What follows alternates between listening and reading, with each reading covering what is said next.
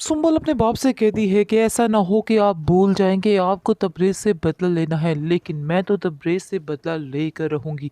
मैं उसको ऐसे छोड़ने वाली नहीं हूँ, चाहे वो जो मर्ज़ी समझ ले। वो तो समझ रहा है कि मैंने उसको माफ़ कर दिया है और आपने भी इसको माफ़ कर दिया है, लेकिन मैं ऐसी चाल चलूँगी कि वो सारी ज़िंदगी याद रखेगा। इसके बाद आप देखेंगे गलती कर रहा है सुम्बल का बाप, कि उसको बिल्कुल भी समझाने की कोशिश नहीं कर रहा है कि तुम्हें इतना बड़ा कदम नहीं उठाना। यानी कि तबरेज़ के बच्चे को नुकसान पहुँचाना तुम्हारे लिए ठीक नहीं है। और जैसे ही उसको पता चलेगा तो वो कभी किसी की नहीं सुनेगा, 1 मिनट में उसको छोड़कर चला जाएगा और सारी दौलत ठुकरा देगा। लेकिन अभी फ़िलहाल सुम्बल को इस चीज़ की समझ नहीं आ रही। सुम्बल ने अपना ज़हन बना लिया है कि वो किसी भी सूरत में तबरेज़ के बच्चे को ज़िंदा नहीं छोड़ेगी। उसने अपने ज़हन की खातिर अपनी लालची सास को भी अपने साथ शामिल कर लिया है और वो तो ऐसे हवाओं में उड़ रही है जैसे कि सारा कुछ ही सारा आसमान उसके हाथ में है। इतनी एक्साइटेड हो रही है कि अब उसको कोई भी कुछ करने से रोक नहीं सकता है। उसकी खुशी की इस कदर इंतहा है कि बस उसका जो शौहर है वो भी परेशान है कि आखिर इसको ऐसा क्या हुआ? क्यों ये ऐसे कर रही है? लेकिन उसको तो अंदाज़ा ही नहीं कि वो इतनी बड़ी गेम खेल कर अपने बेटे का घर ही तबाह कर रही है। अभी तो वो समझ रहा है कि शायद ये सिर्फ़ पैसे के लिए ऐसे खुश हो रही है, लेकिन उसे इस चीज़ का अंदाज़ा नहीं है कि आखिर उसकी बेगम करने क्या जा रही हैं, अपने बेटे का घर ही तबाह करने जा रही हैं। क्योंकि वो उसके साथ मिलकर पूरी प्लानिंग करने में स्टार्ट हो जाती है। लेकिन वो जूही को कहती है कि जूही, तुम्हें क्या लगता है कि ये जो कुछ हम कर रहे हैं ये ठीक है कि नहीं? आगे से जूही कहती है कि आपको परेशान होने की कोई ज़रूरत नहीं है।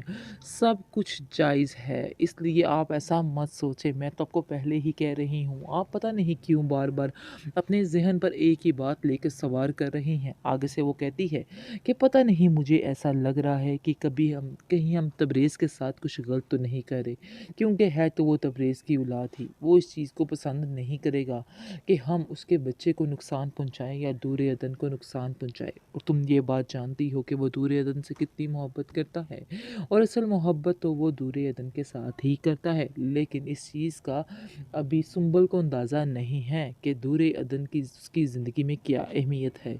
लेकिन उसको इस चीज़ का पता ही नहीं चलना चाहिए। जूही आगे से कहती है कि आप फ़िक्र मत करें, क्योंकि जो हो रहा है उसको होने दें। इसलिए बेहतर यही है खामोश होके जैसे सुम्बल कह रही है बस वैसे ही आँखें बंद करके करते जाएँ। इसी में आपका भी फ़ायदा है और मेरा भी फ़ायदा है, क्योंकि ऐसा ना हो तो आगे से रोना शुरू कर देती है, ऐसा ना हुआ तो मेरा क्या होगा?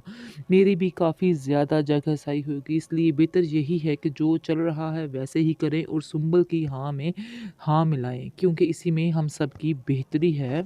आगे से इरफ़ान अपनी माँ को कहता है, आप बजाए कि आप इस लड़की को समझाएँ, आप उल्टा मुझे ही गुस्सा कर रही हैं।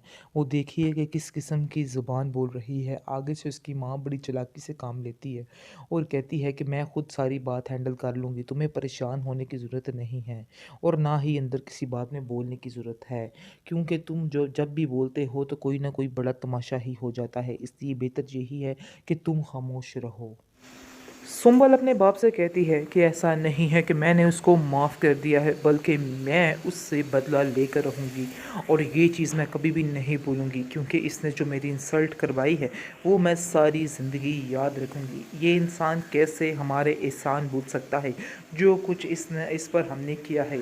आज तक हर चीज़ हर ख्वाहिश इसकी मैं पूरी करती रही, लेकिन इससे इस चीज़ की कोई भी कदर नहीं है। इसलिए इस इंसान ने इतना बड़ा कदम भी उठा लिया है। ये कभी मत भूले कि मैं इसको माफ़ कर दूँगी, बल्कि मैं इस बात का बदला लेकर ही रहूँगी। ये इसकी भूल है कि मैं दोबारा से उसके साथ वैसे ही हो जाऊँगी जैसी इस पहले पर थी। उसका बाप सुम्बल का कहता है कि तुम फ़िक्र मत करो, मैं पूरा बदला लूँगा और मैं तुम्हें बताऊँगा कि अब इस लड़के का क्या करना है। आगे से सुम्बल कहती है कि हाँ, आप इसको बिल्कुल मत छोड़िएगा, क्योंकि मैं किसी हाल में इसको माफ़ नहीं करना चाहती हूँ। जिस पर वो कहता है कि तुम फ़िक्र मत करो, मैं ऐसा ही کروں گا۔ کافی زیادہ ٹینشن بڑھ جاتی ہے اور سنبل کی طبیعت کافی خراب رہنے لگ جاتی ہے اور اس کی طبیعت دیکھ دیکھ کر اس کے باپ کو اور زیادہ تکلیف ہوتی ہے اور زیادہ بدلہ لینے کا سوچ لیتا ہے اور کہتا ہے کہ میں اب اس تبریز کو نہیں چھوڑوں گا۔ اتنا بڑا فراڈ آخر وہ ہمارے ساتھ کیسے کر سکتا ہے؟ بہت بڑا دھوکہ کیا ہے اس نے ہمارے ساتھ، اس لیے وہ اپنے ذہن بنا کے بیٹھ جاتا ہے کہ اس کو تباہ کر کے رکھ دے گا کیونکہ اس نے اس کی بیٹی کو رلایا ہے۔ دوسری طرف آپ دیکھیں گے کہ اس تبریز کے گھر میں جیسے ہی آتا ہے تو بالکل رونا پٹی سی پڑی ہوتی ہے اور سب گھر والے کافی اداس ہوتے ہیں، لیکن تبریز کا باپ جو ہے وہ تبریز کو کہتا ہے کہ تم فکر مت کرو اور تم اپنے ذہن سے نکال دو کہ جو کچھ ہوا بہت غلط ہوا۔ میں تو پہلے دن سے ہی تمہیں اس لڑکی کے ساتھ دیکھنا بالکل بھی گوارا نہیں کرتا تھا کیونکہ وہ لڑکی تمہارے قابل ہی نہیں تھی۔ وہ لڑکی بالکل تمہارا جینا محال کر کے رکھ دیتی اگر مزید تم اس کے ساتھ رہتے۔ آگے سے تبریز کہہ رہا ہے اپنے باپ کو کہ میں جانتا ہوں کہ وہ لڑکی بہت ضدی اور گھمنڈی ہے، لیکن میں کیا کروں، میرے سارے خواب اس کے ساتھ ہی جڑے تھے۔ چاہے جو مرضی ہو جاتا میں اس سے ایک ساتھ جدا نہ ہوتا ورنہ سب کچھ ختم ہو جائے گا۔ اس پر اس کا باپ کہتا ہے کہ تم پریشان مت ہو اور اپنی فیملی یعنی دور کو دیکھو، اس کا کیا کرنا ہے اس پر دھیان دو۔ اس کی حالت ایسی نہیں ہے کہ تمہاری اس طرح کی باتوں کو وہ برداشت کر سکے۔ اس پر وہ کہتا ہے کہ میں جانتا ہوں آپ جو کہہ رہے ہیں بالکل ٹھیک کہہ رہے ہیں، لیکن میں آخر کیسے اپنے سارے خواب توڑتے ہوئے دیکھ رہا ہوں اور کیسے زندہ رہ سکتا ہوں۔ دوسری طرف آپ دیکھیں گے کہ اس کی ماں اس کو بڑے دلاسے شلاسے دے رہی ہے اور کہتی ہے کہ میرا بیٹا تم پریشان مت ہونا، میں تمہارے ساتھ ہوں۔ تم بہانہ کر دو کہ وہ میں نے جو شادی کی تھی وہ بس دباؤ میں آ کے کر لی ہے، اس کے علاوہ اور کچھ بھی نہیں ہے۔ تم کہتی ہو تو ابھی اور اسی وقت میں اس لڑکی کو طلاق دے دیتا ہوں۔ یہ ساری باتیں دورے کو پتہ چلتی ہے تو دورے کو کافی زیادہ دکھ ہوتا ہے کہ آخر اس کی ساس اس کے پیچھے کیا رنگ لگا رہی ہے، یعنی کہ کیا حال کر رہی ہے اور کس طرح سے دماغ بھر رہی ہے تبریز کا۔ لیکن تبریز ایسا بالکل بھی نہیں کرے گا، وہ کبھی بھی دریودن کو نہیں چھوڑے گا کیونکہ چاہے جو مرضی ہو جائے۔ اس کے بعد آپ دیکھیں گے کہ وہ دریودن کو کہتا ہے کہ تم نے تو یہی چاہا ہوگا کہ میں واپس آ جاؤں اور سارا کچھ ایسا ہی ہو جائے۔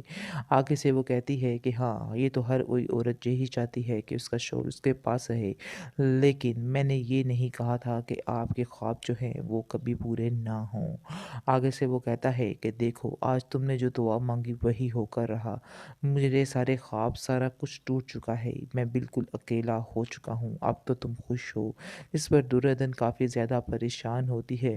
جوہی کو اپنے کیے کا کوئی بھی افسوس نہیں ہے اور وہ بار بار یہی کہتی ہے کہ وہ لڑکی ہے ہی اسی قابل تھی کیونکہ وہ تو اپنے گھر میں چلی گئی ہے اور بڑے رام سکون سے رہ رہی ہے، اس کو کوئی بھی پرواہ نہیں ہے، چاہے کوئی جیے یا مرے اس کو کسی بات کی کوئی ٹینشن نہیں ہے۔ اس لیے وہ صاف صاف کہتی ہے کہ مجھے تو اپنے معاملات سے سارے دور ہی رکھو، میں تو یہاں سے جا رہی ہوں، مجھے تو ویسے ہی بہت زیادہ ٹینشن ہے اور آپ لوگوں نے آ کے مزید میرے دماغ خراب کر دیے ہیں، میں یہاں سے جا رہی ہوں، میں ادھر آپ لوگوں کے ساتھ نہیں رہ سکتی۔